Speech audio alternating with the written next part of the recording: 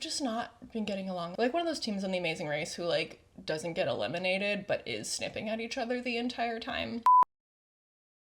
Hi, hello, my name is Allie. I'm an independent graphic designer coming to you from just outside Toronto, and this is my channel where I talk about what I'm knitting, how it's going, and what it's costing me. Today we're going to be covering an update on one of my WIPs as well as a brand new cast on. Today I'm drinking out of my rainy day mug because that's kind of been the vibe lately, but that's okay because my tulips are starting to sprout in the garden. I see their little leaves peeking. April showers bring May flowers, so I'm ready. And today out of this mug, I'm drinking some black currant black tea from Tea Squared, which is a Canadian tea company. And this is really fun to me because this tea is new for me, but I have a long history of really liking scented candles that are tea scented, and I find that tea scented candles are often like black tea and black currant, and so I've always kind of been curious to like actually drink the tea version of that, and here we are. It's very good. As far as what I'm wearing today, this is my beloved no frills cardigan from Petite Knit. This is a pattern that accommodates up to a 59-inch bust, and I wear this constantly. I wear it around the house all the time when I'm cold.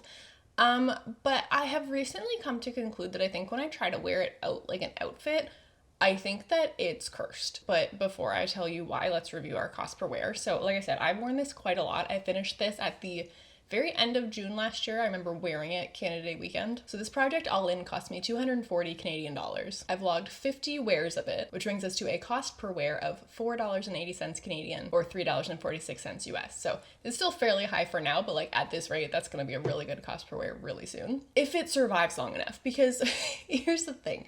So in recent memory, I have tried to wear this as an outfit a couple of times, and it is something that I find a little bit tricky to wear as an outfit in general for a couple of reasons. So one, obviously it doesn't really work in really warm weather, so that eliminates a lot of the year in Canada. But the other thing is that when I want to wear it in colder weather, it really only works in places where my coat isn't really going to be part of my outfit because it's longer than any of my coats. Like even my like parka that goes past my knees is not as long as this, so it does a weird like hanging out the bottom thing, which like if I'm just trying to get from point A to B like in and out of a car and then into like someone's house or something, like that's not a big deal. I can either like tuck it up, like kind of fold it up inside the coat and just, you know, I can kind of keep it there long enough to like get where I'm going, or just like let it hang out the bottom and like it looks funny, but as long as it's not dragging in snow or something, it's fine. But if I were wearing my coat for like a significant portion of this outing, it just like doesn't really work.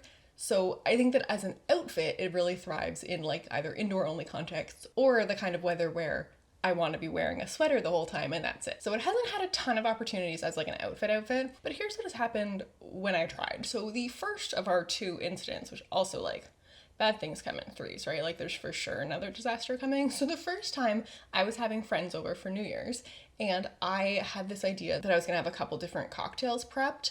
And one of those was one that I've made before. It's like a blackberry rosemary thing. It's very good. I was excited. One of my friends asked for one.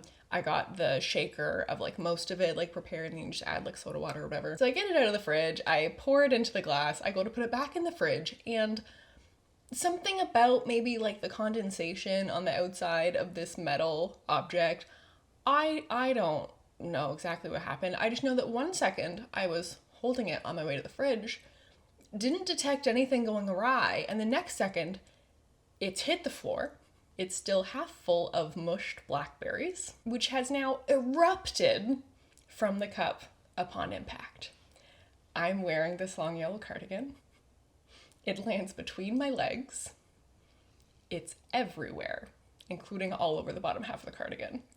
And it was one of those moments where everyone in the room just froze. We all just like looked around and then like, okay, snap into action. So like someone's grabbing the dogs to make sure the dogs aren't in the middle of it. Someone's grabbing paper towel. My friend Amy, who thank God is a knitter and is very used to taking care of like handmade wool goods, whisks away my cardigan upstairs to the laundry room to get it like soaking. So I'm cleaning this disaster off my kitchen floor all while thinking like, did I just ruin this cardigan that I spent 6 months of my life making and I've only now had for 6 months? And this was like the first time I tried to wear it as part of like a nice outfit for a nice thing. And like, oh my God, I've ruined it. Now, thank God, Amy knew exactly what to do. I would have had to like Google stuff. Amy was on it. I don't know what she did, but it was magic. And you cannot tell that this happened, thankfully. It was looking really promising when she had it soaking in the tub. You couldn't see it, but I was scared that when it dried, some little markings would reveal themselves.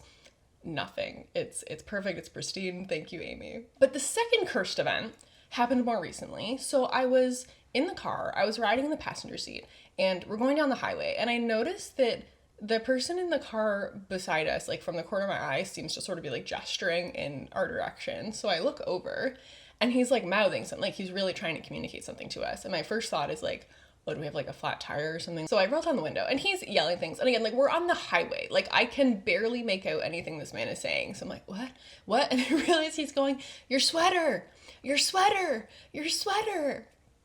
My cardigan, my lovely long no frills cardigan that I spent 6 months knitting, a foot of it was dangling out the door of the vehicle, just fluttering in the wind and the slush and the sleet, because this was a very gross, like rainy, snowy kind of day in March. And it was just out there in the wild, because apparently when I got in and closed the door, I didn't make sure that I had pulled all of my sweater inside with me. Now, let it be known this is a hazard of a sweater this long. And again, we're on the highway. It's over 100 kilometers an hour. I can't just like casually like open the door and snag it and close it again. So I now, much like when Amy had whisked my sweater away upstairs to the laundry room and I just had to hope for the best, I got to spend the next few minutes of the drive until we could get off an off-ramp so that I could safely open my door.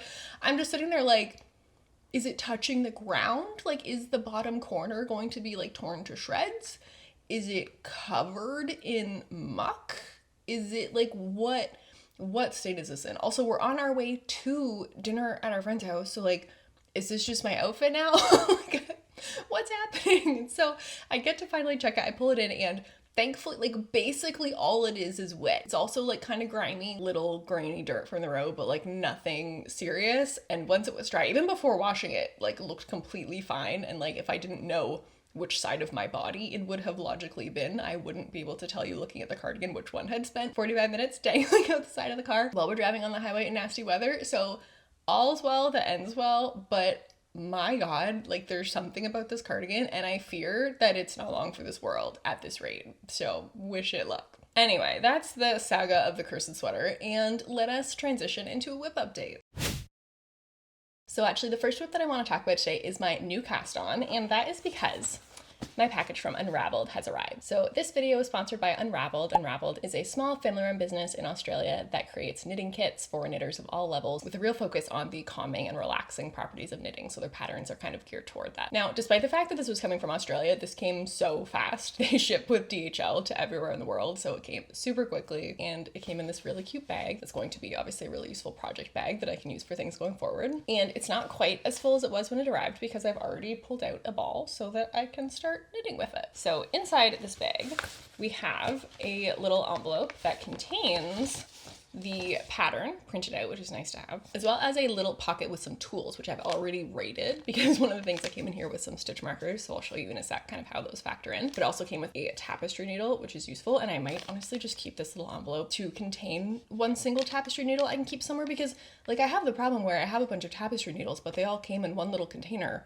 So they all like stay together. So they're never where I need them to be, but I don't have something that I can put it in to keep it like safely in with other things. It's just like a weird problem. And so I'm like, I should just keep this. And it also came with this little tag that I get to attach to my project when I'm done. So that's really cute. And then the rest of this is all of my yarn. So this is what I'm going to be making the essential blanket out of. And if you pay a lot of attention, you may notice that this does not look like a color that I had previously shown. I was originally planning on knitting this colorway, but ended up switching to this colorway, the calm colorway. So that is what I have the yarn in here for. And let's get into the details of this project. So the essential blanket comes in two different sizes. There's like a throw size and like a baby blanket size. I'm just knitting the baby blanket size. I didn't want to go that ambitious. So with the baby blanket size, it includes 9 balls of their Unraveled Uno yarn. So this is I believe, chainette construction yarn, which is very interesting to me because I've never worked with a chainette before. It's very like bouncy.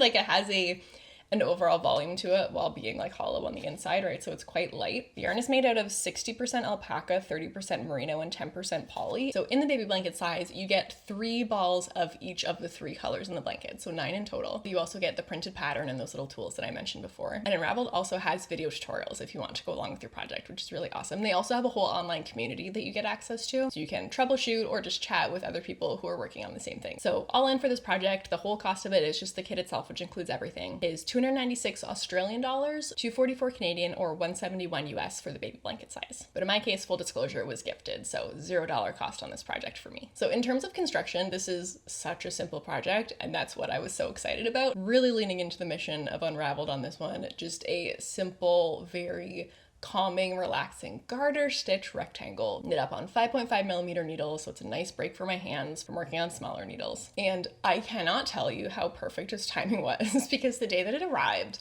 I was in a fight with my other WIP. I was mad, I was not having it, I wanted relaxing knitting, and I was not feeling like that was what I was getting, and I needed some.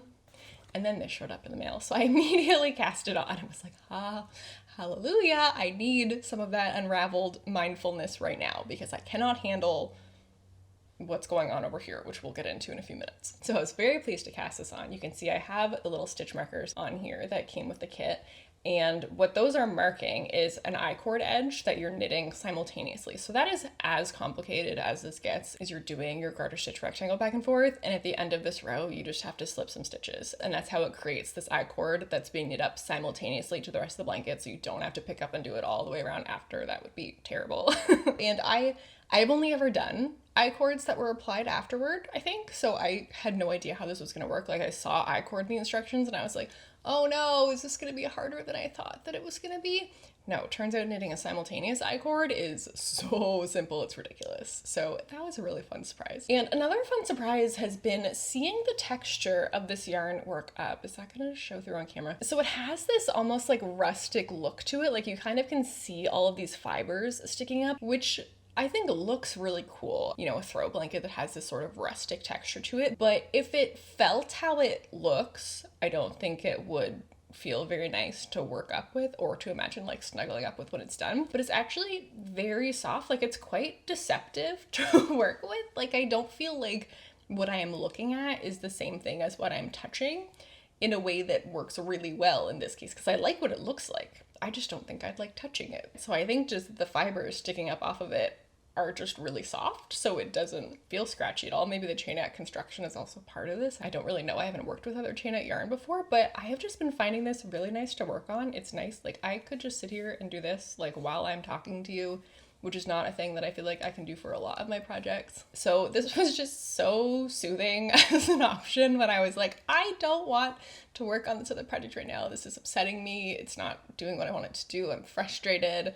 This was just like, and it was also nice because I haven't had a project in a while where I felt like I could really read while knitting, which is something that I like to do sometimes. Very dependent on like mood and the book I'm in and the project that I'm knitting. But when the stars align, it's the best feeling and I love doing it. And I just haven't, the stars have not been aligning in that way, mostly because of the projects I've been picking. They've just been too elaborate, too many cables, too much stuff going on. And I was kind of hopeful that on my other WIP, which is very just like stockinette, that I would be able to read and knit at the same time, but there's just enough kind of complication there in like alternating of skeins and just that it's knit at fingering weight. I think I just find fingering weight harder to work on without looking at it a decent amount because things are just so small. It's very easy to accidentally pick up like a stitch below or something. So this was a real like, ah yes, here we are. I can read while I knit this. So I only cast this on a few days ago. Obviously I haven't gotten very far yet. This is the very beginning of my baby blanket, which spoiler is not going to any baby. It's just gonna be like on a chair in my house. Actually, I think mostly outside of my house. I mean, it will live inside my house, but my plan is that this is going to live like just outside the door to my backyard so that when I want to go sit in a chair in my backyard and just need like a little bit of extra warmth, this is what will come with me. This will be the blanket for that spot. That's what I'm currently thinking. Just like a little something when there's still like a bit of a chill in the air. That's my thinking for this one.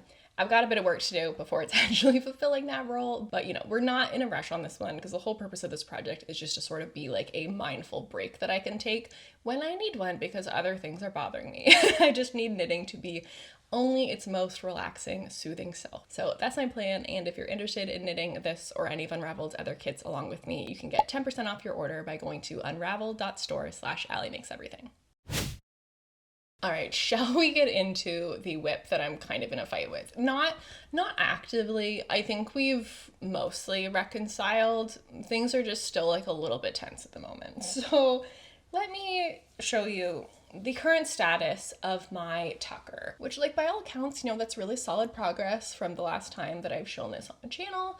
A lot has happened. We've progressed in our fade. We have partial sleeves. We even have a pocket. Look how cute the pocket is. Like, we've just not been getting along. Like, we've gotten places, but not having a very great time. Like one of those teams on The Amazing Race who like doesn't get eliminated but is snipping at each other the entire time. That's kind of how I've been feeling about this. Before we get into all of my I guess complaints about it, and to be clear, not a complaint about the Tucker pattern. None of this is a problem with the pattern. So let me run you through the details and then we'll revisit my personal drama. So I am working on the Tucker by Alicia Plummer. This is a pattern that accommodates up to between a 72 to a 74 inch bust, just depending on how much of the recommended positive ease that you want. I'm knitting a size 2 and this pattern costs $9 US. So in terms of material, this was sort of the genesis of the whole project. I really wanted to do this fade between 2 different colors of hedgehog fibers in Oh So Fine, which is their 100% non-superwash merino base, light fingering weight. And I wanted to do a blend between the colors Foam and Down by the River. So I got 1 skein of each, which I had to do as a special order through Wool & Co. to get the colors that I wanted, which meant that, you know, you order it and then it takes like weeks and weeks and weeks for this yarn to be like produced and shipped to them and shipped to you, etc., etc. So the cost of that yarn when I bought it was $73 US, which converted to $105 Canadian. Now,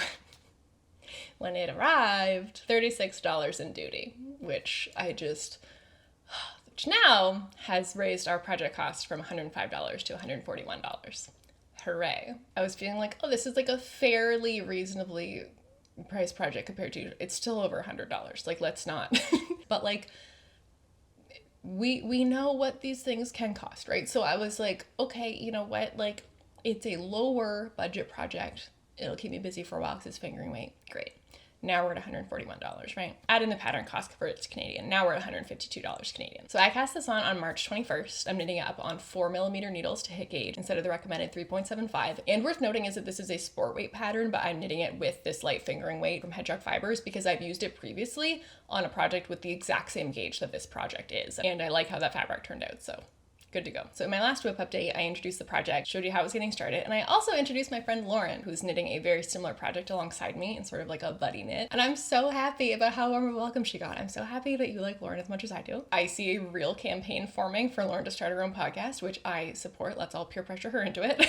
But just kidding, because this is way too much work if you don't definitely want to do it. I will just throw that out there. But I think there was a consensus that it was really neat to see how Lauren's experience compared, and also that she's just really good at this. So there will also be an update on Lauren's version of the project at the end of my update, which I haven't seen yet. I'm recording this before she's recording hers, so I am very curious to see how she's doing. Editing Allie here. Hi. I just realized that I forgot to try this on camera. Like, I realized like 30 minutes after filming that I just hadn't done that, and I had already taken down all of my filming setup. So hi, from my phone casually in the mirror, because I feel like it's useful to actually see where this is at. It's currently basically the length of this like very cropped top that I have on right now. And as you can see, we have a lot of sleeve left to go. So that's kind of where we're at.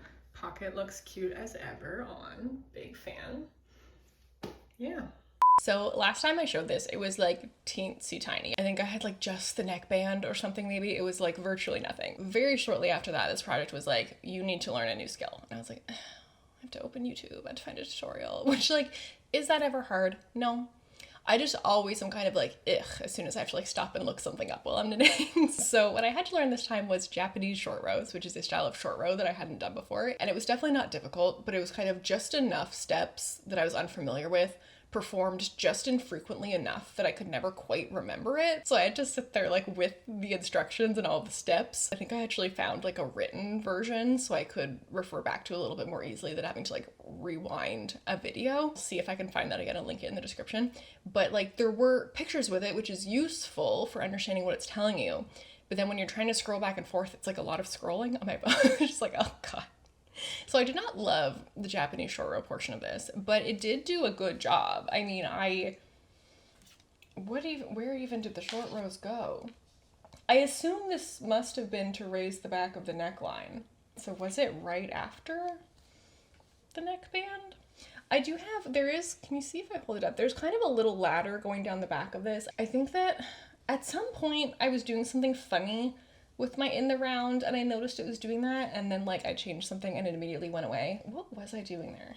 Like maybe that was just when it was still too small to be fully in the round and I was doing it on magic loop. I might have been trying to do traveling loop and it wasn't working.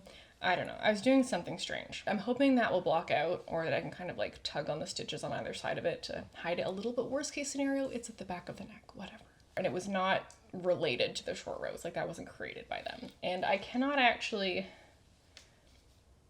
I'm trying to see any evidence of these short rows. And like the fact that I'm struggling to do that is probably good evidence that Japanese short rows are like probably worth the effort, because I put them there and I can't find any trace of them.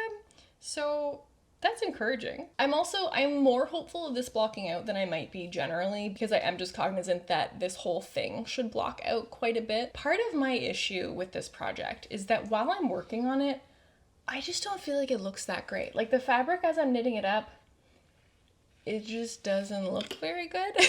But again, I have used this exact yarn at this exact gauge before and like how the fabric turned out. So I know, like logically, it should block into being a fabric that I really love. It's just making it a little bit hard to work on for this long with this sort of sense of like, kind of looks not great right now, hope it looks great later. I think that it was easier the last time because I was just knitting my Tekla top, so like it's not a ton of fabric, right? Like it I didn't really have to talk myself through a whole lot, whereas this time this is going to be a whole long sleeve fingering weight top that's just a lot of square inches, and it's not great for morale for me to feel like the fabric isn't looking good as I knit it up. And I've been waffling with the idea of doing a mid-project block just to like improve morale, just so that half of it looks how it will look when it's finished and I can sort of see how much this yarn fluffs up, because from my experience last time, it does really bloom. But I also kind of feel like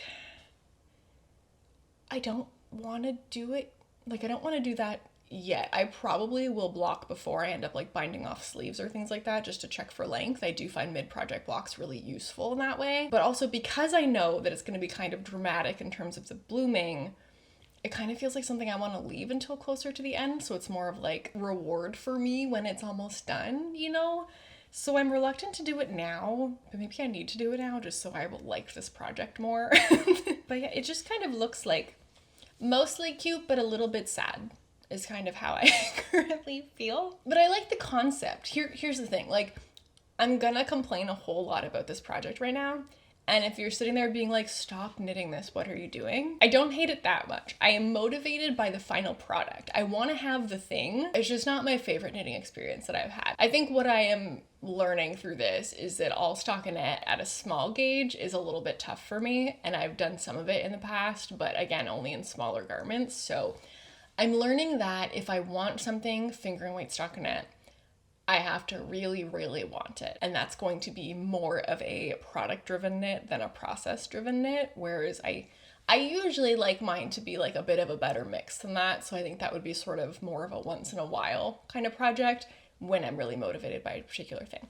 Now it happens, I'm very motivated to finish this. I really want a long sleeve fingering weight knit. I think that will be a really nice thing to have in my wardrobe. I'm really excited about the color scheme going on. I am very motivated by all of these things.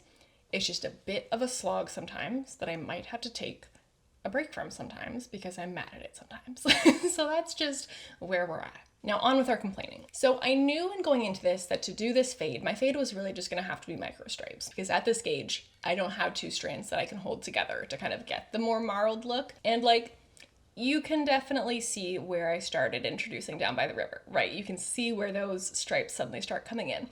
And like, is that like a little bit more stripey than I ideally would have loved for it to be? Like, yeah. But I also feel like as it starts to get further down, I really like how this blend is looking. So to review, I'd shown my swatch last time where I figured out my blend pattern. So I started with all foam, and then I did a section of 2 rows of foam, 1 row of Down by the River, then a section where it alternates 1 of each, and then a section where it's 2 Down by the River, 1 foam, and now I've just finally started my section of all Down by the River. Now, if you are thinking, but that doesn't look like you'll have a finished shirt if you're already on your bottom section, you would be correct. So here's one of my problems. I realized that when I was ordering my yarn, evaluating the yardage that I would need, I was looking at the yardage for the t-shirt version of the pattern didn't realize that's what I was looking at. So I do not in fact have enough yarn for the long sleeve version, which means that I have had to go on a mission to figure out what other yarn to introduce into this project, which,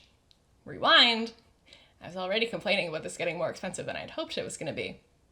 Here we are. So I did a lot of scouring for a yarn to introduce into this. I figured there's a few options. I could order another skein of Down by the River from Hedgehog Fibers and just continue that, and it would just be more of that yarn than of the foam. And I was sort of trying to evaluate, do I think I would like that? Do I think I would not like that? I think that if I could happen to get one of the darker skeins of it, because, you know, it's hand dyed, there is variation in different batches, I think that would have been really nice to fade into the darker version of it, but I can't know that that's what I'm getting. But also, I've just been burned by duty on shipments a lot lately, so I didn't really want to order anymore either directly from them or via Wool & Co. because they're in the US, especially with all the tariff things going on. So I don't super want to do that. I would rather order something that I can get within Canada if possible. So ruling out Down by the River sort of happened naturally because I could not find it in this base anywhere in Canada. It seems that the Oseman merino is just not one of Hedgehog Fibers' most popular bases. So the stores that do carry Hedgehog Fibers here, they just don't tend to carry that one. There's a lot of the sock yarn, there's a lot of the DK, even sometimes the Oseman, but they're cashmere base. So that kind of ruled out that option. And so then I start looking at, okay, like what are other options? And I found it surprisingly hard to find something that seemed like it would kind of blend in seamlessly with this yarn, like just being a good fiber match. Because so I was looking for light fingering weight merino, but non-superwash, and 2-ply, because I think that the weight of this yarn only works because of the way that the ply allows it to really puff up when it blocks in a way that something more tightly spun I don't think would do that. Like, it's not super far off of the Knitting for Olive merino in terms of weight per yardage, but Knitting for Olive does not bloom like this. So I was like, that is not gonna work. So I did a lot of looking, and I was very close to sitting down to record this and be like, do you have recommendations? Because I cannot find anything that matches. And I was also trying to decide between, okay, if I'm fading into something new, what am I fading into? So the two sort of options that I identified were like, find some sort of also variegated colored yarn that would feel like a natural extension of this. So probably like a slightly darker bluey, tealy, greeny, purpley sort of situation. Or I could also imagine a version of this that fades into a sort of natural neutral gray, and that being really pretty. Really, this decision was just made for me based on what I could find.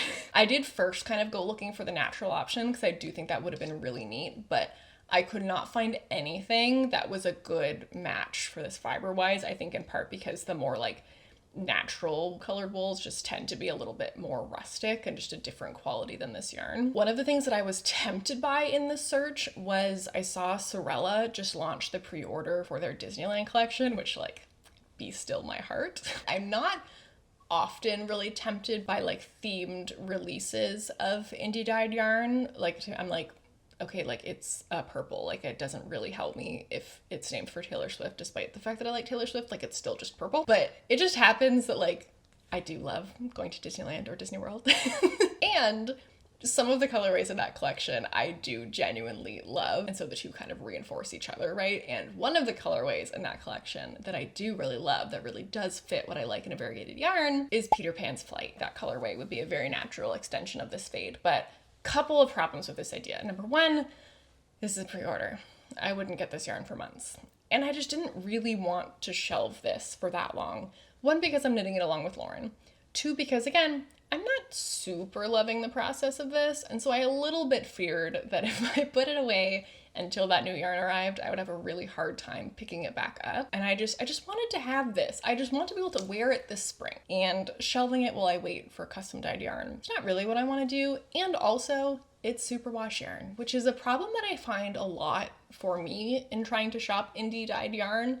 It's just that so much of the time it's superwash, which is it just does not interest me. And especially in this case where I've already started it with a non-superwash. So I just don't really want to blend one into the other in case it does weird things when combined like that. I'm really hoping that this is going to continue as one very natural piece of fabric that all has like the same drape. So that was how I talked myself out of that one. And what I ultimately found and have now ordered and am set to pick up is from La Bien-Aimée in their Twist Nouveau base, which is a very similar 100% merino, non-superwash, very similar meterage per gram. And the twist of it also looks very similar. So I'm hoping that it's all gonna block out roughly the same. And it happens that one of my local yarn stores, the Knitting Loft, has this in stock currently in the colorway Hightower, which I think is going to be, again, much like Peter Pan's Flight, a really natural extension of this fate. So I'm very happy to have finally found that. It took quite a lot of scouring. What I'm less happy about is the developments in our project cost, because guess what?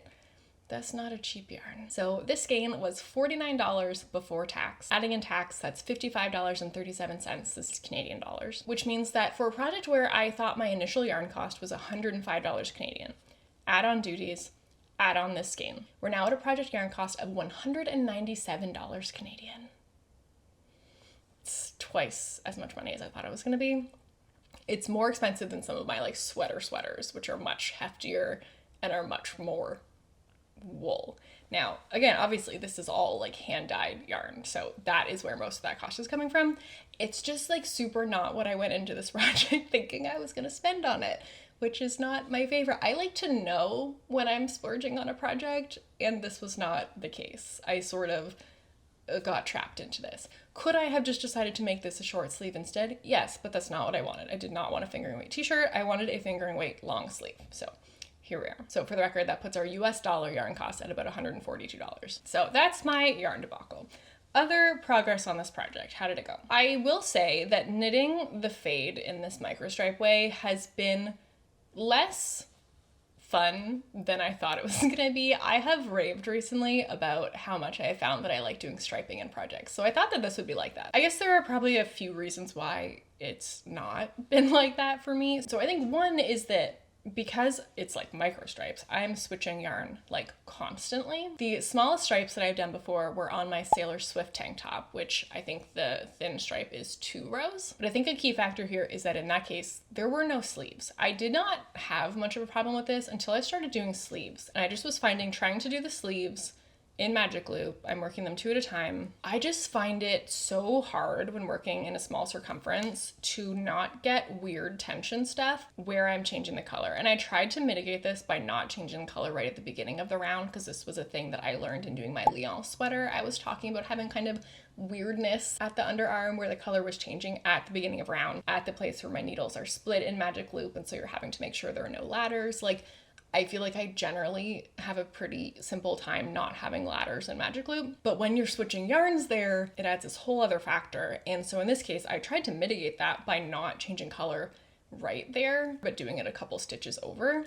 And even that I found was not enough. I'm wondering if maybe I should have actually done it a couple stitches before flipping to the other needles rather than after. So it's like before this tension issue is at all introduced rather than like while you're still kind of getting things back to normal. But the result of all this is just this kind of like ugly scraggly line up the underarm that again I'm hoping will block out. I ended up with like a hole here when I did something weird. That might be actually when I tried moving it from being at beginning of round to a couple over. I don't know. So like I will have to do a bit of duplicate stitch, weave in some ends strategically, try to close up some stuff. I just So, I mean, that's obviously just like an inexperienced thing. And I'm sure that like the more I do this, the more I will figure out kind of ways to do it. Oh, there's also decreases. So that's the spots where it's the worst are where there's also a decrease happening. So like, again, just beginning of round, changing color, where the Magic Loop needles break, where you're doing decreases, like all of these things being kind of in the same area is not working very well for me.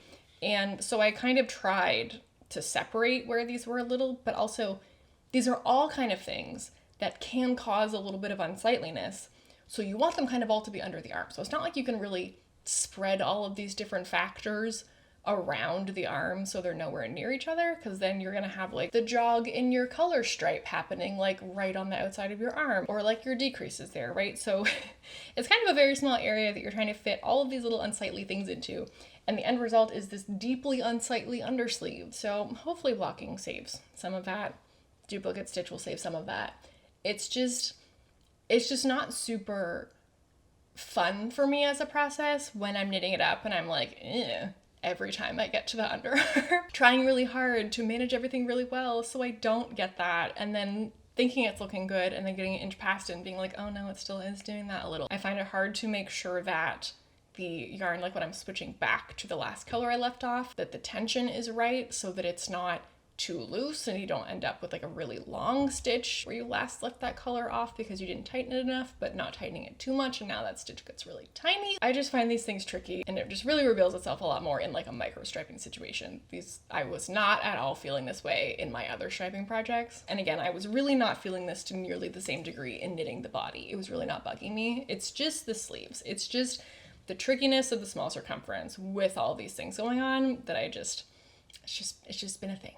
The other thing that makes the fade very different from knitting regular stripes is that I am knitting with a scale sitting beside me, because I kind of had done all these calculations of like, okay, here's how much of the foam you should be using in this section, here's how much you should be using in this section, to make sure that the fade kind of falls the way that I want it to throughout the top, and that I will be able to do the matching thing on the sleeves without running out of yarn to make it match the body. And so I've had to be keeping very careful accounting of my yarn in a way that I don't normally. And so that's just sort of been an extra little like thing that I have to be aware of, and pausing to turn on the scale and weigh my yarn. It has just not been the really mindless project that I thought that a ton of stockinette was gonna be. It's just proved to be a lot more complicated than I banked on. I also have been finding yarn management on this project like impossible, like just in terms of not getting things all tangled.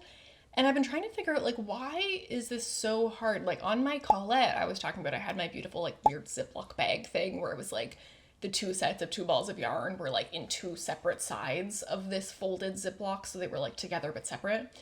And when I was working on the sleeves on this, I was like, I will just do that again. That will solve my problem. But I realized that it was working with the Colette because I wasn't striping. I wasn't switching between yarns. I was just holding 2 strands together. So when I started doing the same thing with this, I quickly realized the problem where each sleeve's yarns are getting twisted around each other, and this format doesn't really allow me to address that very effectively. So it didn't work with that. And I was thinking back to my Lyon, which was striped, and so I had 2 balls of yarn coming off of each sleeve at the same time while I was working 2 at a time. So I was like, how did I do that? And in that case, I had the balls just sitting inside the sleeves, which I did try here. It was sort of tricky because they were more apt to like fall through the sleeve in this one, just because the balls were smaller. But I realized that I think a key difference was just that the stripes in that one were so much thicker that you were just crossing the strands way less frequently. So it wasn't hard to just stop and untwist them from each other once in a while. Whereas because this one, in some cases I was changing yarns every single row, it was just getting so twisted so constantly. So I just had to do so much untwisting. It was so prone to trying to kind of like felt itself together where you can't tell if it's a knot or if it's just like fused. I've just found yarn management on this really challenging. So yeah, I think that's my list of complaints for you. This is making me second guess some of my spring knitting plans. I had been talking about wanting to do like a fingering weight t-shirt. Right now, I don't see that happening. Maybe after I take a break and do my serendipity, maybe then I'll feel rejuvenated to tackle some more fingering weight stockinette. But right now, I am struggling to see that as part of my immediate future plans. Let's say some positive things about this. I already said I love the colors. I also love this little pocket. Isn't it so cute? Look at it. So this pocket took me 3 days, like not 3 solid days, but just like 3 days worth of the amount of knitting that I had to do that day. Because the first day was like setting up and knitting about half of it. I think there was a night that The Bachelor was on. So I was working on it for at least 2 hours while The Bachelor was on. And I only got like half a pocket, again, because it's in the micro striping, and I was trying to match it very carefully to where the striping would be at in the sweater at that point. And because the pocket's knit flat, I was having to constantly break the yarn and add new yarn because the yarn was never where I needed it to be. It was never on the right end. So it was just very fiddly. So then the second day I was working on it was finishing knitting the little square for it and then kind of figuring out and pinning where it was gonna go. And then the next day was doing the mattress stitch to attach it, which mattress stitch is one of those things that, again, is just infrequent enough that I have to look it up every single time. So I aspire to someday be able to be told to do mattress stitch and just be like, oh yeah, sure, great. But that was another YouTube tutorial moment. But I feel very happy with the results of my 3 days of work on that pocket. It was also really fun at the end of the mattress stitching, the part where you get to like pull it and it all kind of like zippers itself up together, because you go from having this square that you've knit where like the edges are all kind of scraggly, right? Like the selvage is always like a little wonky. So to watch the mattress stitch like zip all that up into hiding and you just end up with this perfect little square attached to your sweater, very satisfying. So that's my update on my Hedgehog Fibers fade, and let's go see how Lauren's is doing. Hi everyone, it's Lauren. I'm coming to you from Seattle, and I am excited to share with you an update on my fade tee. So as just a reminder, I am making the Movement Tee by Lily Kate France. The pattern itself accommodates up to a size 62-inch bust plus a 2-inch ease measured by the upper bust. I'm knitting the size 6, which accommodates a 48 to 50-inch upper bust measurement to accommodate my upper bust of 46 inches and my full bust of 54 inches. The cost of the pattern was £7.50 or about $10 US and about $13 Canadian. I'm using Hedgehog Fibers Merino DK in Down by the River and foam. And the Merino DK, for the record, is a superwash, and I know that Allie is not using a superwash. And I bought my yarn from Wool & Company in the United States. So the cost of the yarn total was $180 because I bought 6 skeins. I got some of them on sale. Refer to the previous video if you want all of the dirty details. So including the pattern cost and the yarn, $190 US dollars total, which is about 263 Canadian dollars. No commentary.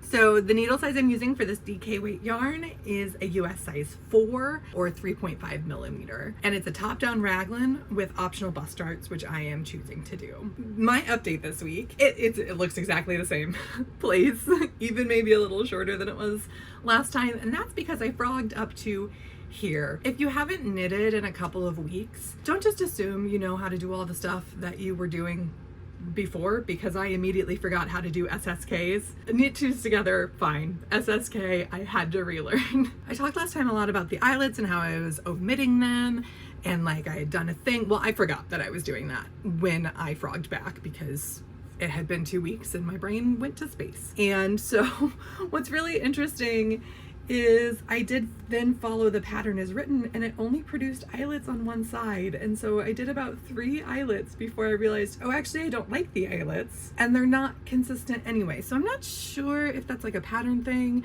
if the decrease is supposed to create eyelets and I just do mine tightly enough that they don't. But I thought that was a little strange, so I'm leaving those, and I'll probably just loop them up when I'm finished with a little bit of extra yarn. They're really not noticeable.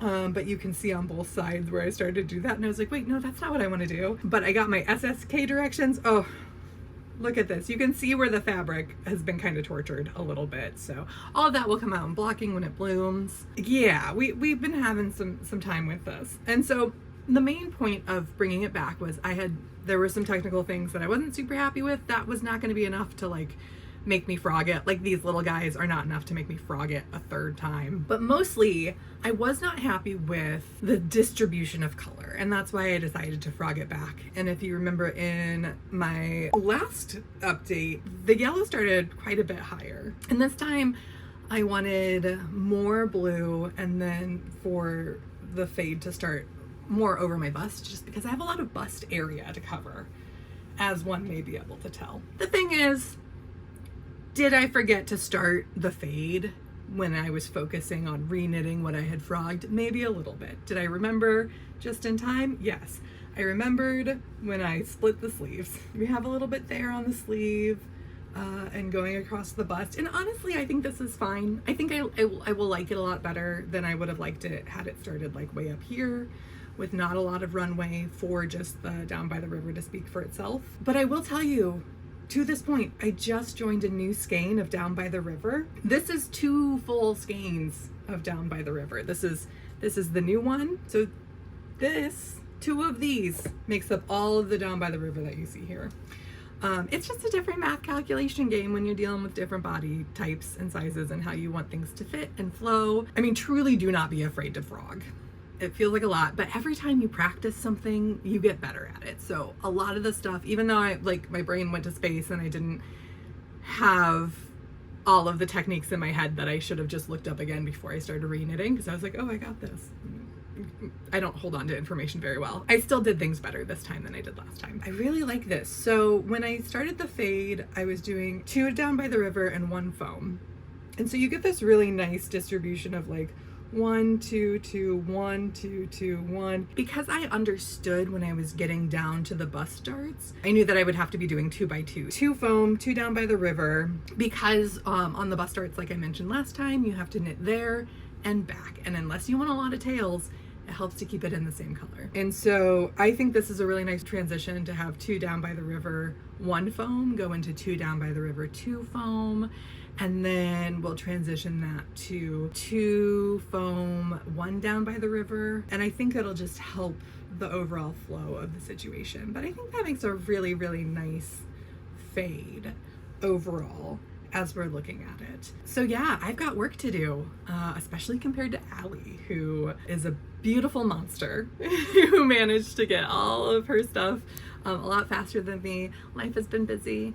That is the way of things sometimes, but I'm really happy with the direction that this is going, and I'm really happy with the placement of the raglan and how I think it'll fit on my body overall when we get to that point. One note I have about this pattern, now that I've like gone through the same section twice, and I don't know if it's like a pattern thing, if it's the way the bust darts are supposed to work, or if I'm just consistently bad at math, because the truth is I am consistently bad at math, and nothing makes you forget how to count like knitting. But both times doing the bust rows, so they're German short rows, and you know, you knit to a point and then you turn it, and then you knit to the point and you knit a little bit past a point, and then you go back and you knit a little bit past the last point.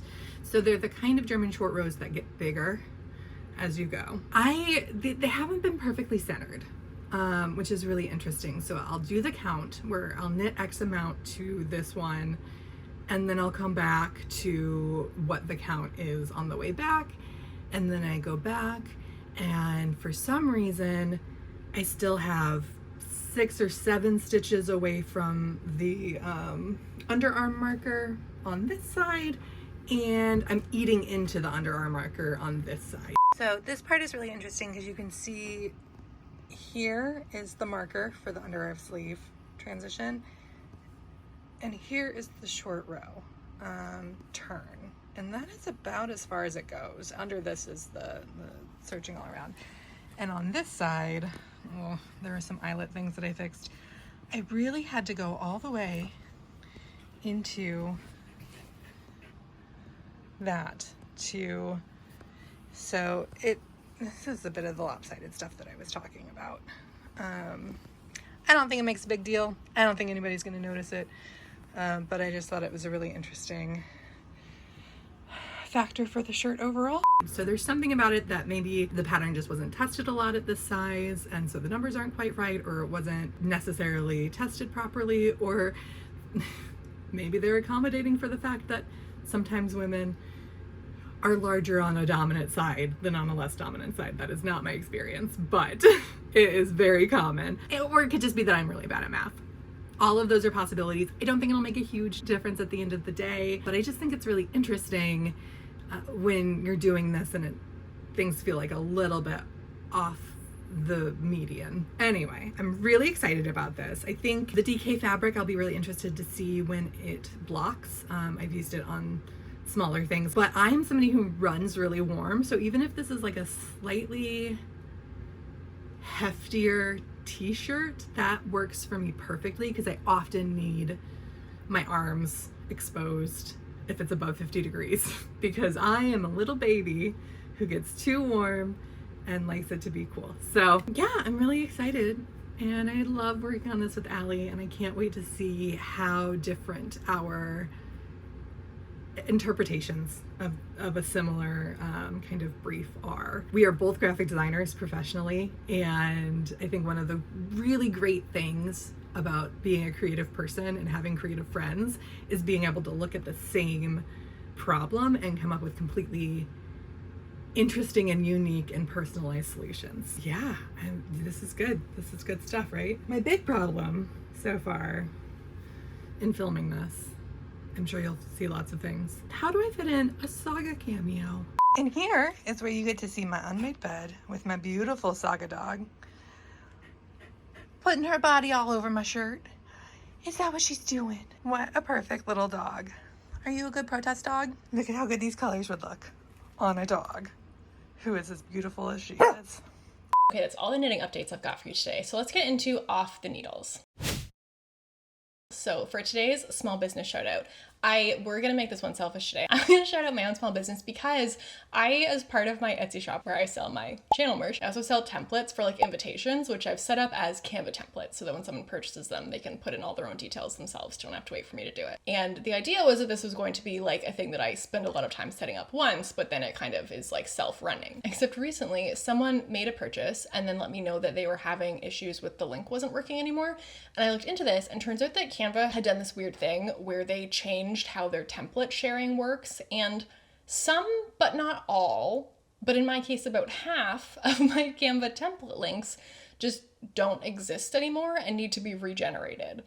So I had to go into all of these files and regenerate these new links and then plug those new links into my like PDFs that are automatically given to people when they purchase these invites. So it was just this like annoying menial little admin thing. It took me like a couple hours to figure out what was going on and to deal with it. So I would just like to let you know that those exist in case you have, especially like a child who has a birthday party coming up or something like that. If you need invitations, these exist, and Canva just kind of reminded me that they exist in a way that they're not usually at the forefront of my mind. But I will pop the link up here that you can go to if you're interested in checking those out, and it'll also be in the description below. Now, in terms of a reading update, it's been a while since we've like had time and space in a video to chat books. There's been like a lot going on lately. There's been a lot of like, I've been talking for 2 hours, we don't have time for that. So this also means that I've read several books since then. But because of that, and because some of them I felt just kind of like meh about, we're just gonna talk about the ones that I'm more excited to talk about, because just because the book wasn't for me, I don't feel like I need to be like, it wasn't that great. I don't know. Like, I don't want to discourage you from reading anything. I just want to tell you about what I really liked reading. So one of those is one that definitely featured as an acquisition on the channel a while ago. So this is Heartstopper Volume 5. And this one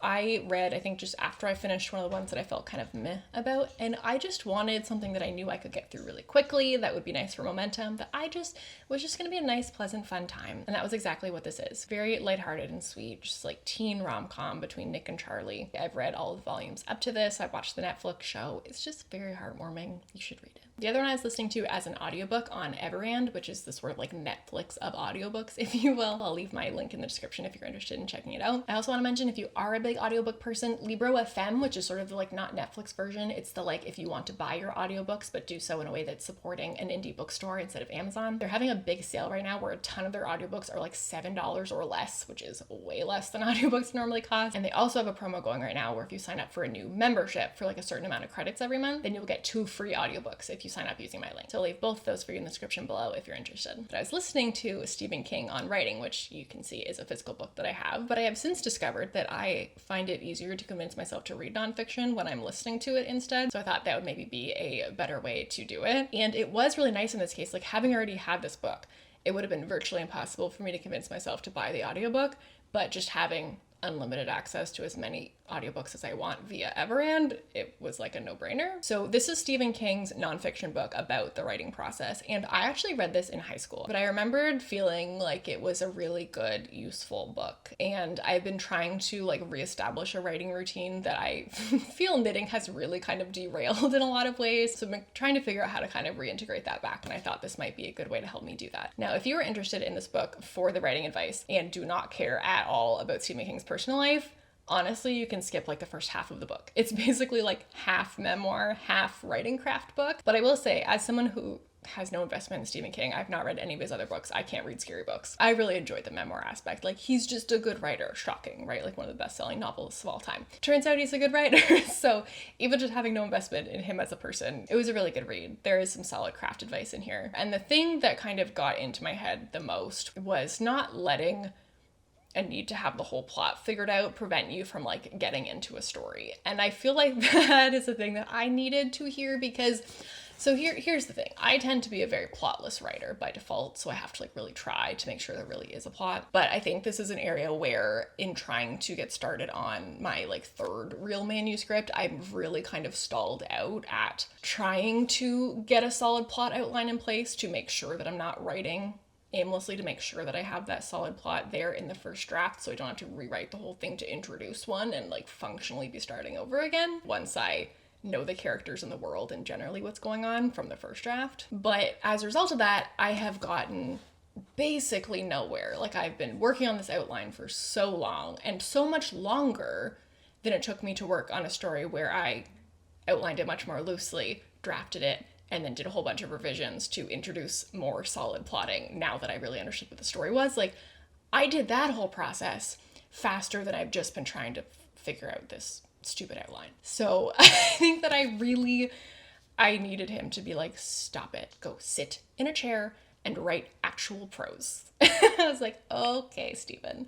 Okay, I hear you. So he actually got me starting on actually drafting, which is something that I have been feeling like I am not yet prepared to do for so long, and in a way that is very foreign to me. Like, I think that's kind of a pitfall that a lot of writers can fall into, but has not usually been my particular pitfall. And yeah, I think this time I really just tried to overcorrect too hard, tried to like save myself time of not writing like bad drafts by just setting it up so that I could write a better draft in the first place. But turns out that's just not how it goes for me, because I don't like plotting. I don't like outlining. So to make the first step of the process have to be a perfect outline, that was a terrible plan. And I needed Stephen King to tell me that. So I'm grateful that he did. I've now started drafting.